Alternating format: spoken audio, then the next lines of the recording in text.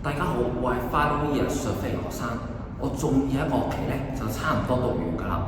除非考試唔好彩失手而延長學習期限，否則會如期8月8之前一定全部讀完㗎啦。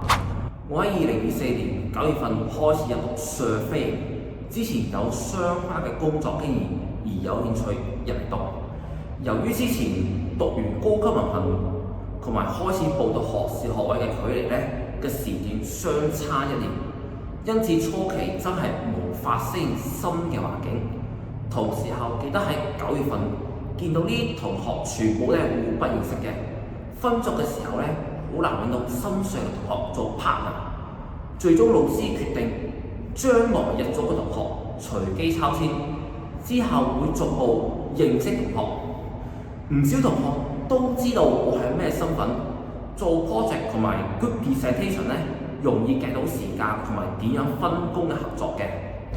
上到去2 一定會比 high 啲同埋阿蘇困難㗎啦。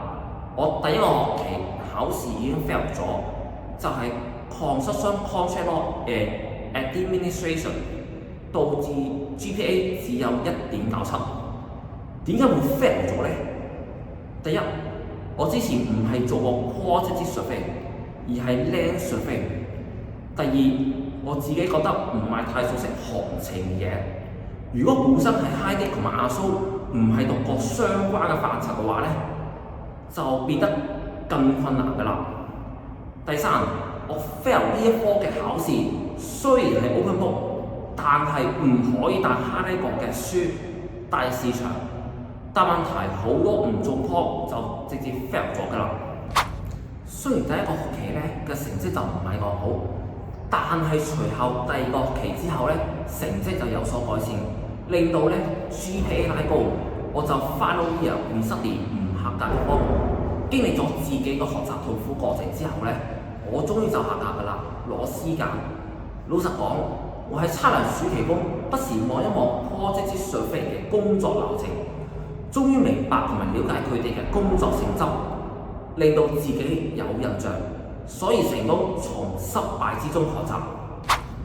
讀 degree 嘅功課一定多同埋好忙㗎啦，有陣時需要溫書準備 midterm， 更加唔定期要準備 CV 同埋求職信，向多間公司同埋政府機構咧申請 summer internship， 或者可以申請survey相關嘅暑期工同埋正職嘅工作。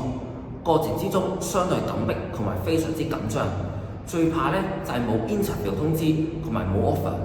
如果喺5至8月之內冇翻工同埋冇做 WIE 咧，一定畢唔到業㗎啦。我係1月至7月份申請幾十份工作，有6至7間公司同埋政府部門邀請我去寫就面試，最後有一間公司請咗我做 land survey 範疇。我問過 WIE 老師，讀 building surveying 選修科嘅同學可唔可以做 land surveying 嘅咧？阿 Sir 回覆話可以，只要做 surveying 有關就得㗎啦，涵蓋地產、物業、建造業，即係6個 division， 包括 building surveying、quantitative surveying、planning and development、property and facility management、general practice、land surveying。我就最終做咗 land surveying之後。WIE 功課完成咗同埋獲得 approval， 未來我會做畢業論文，而家開始正式去做㗎啦。目標4月份完成。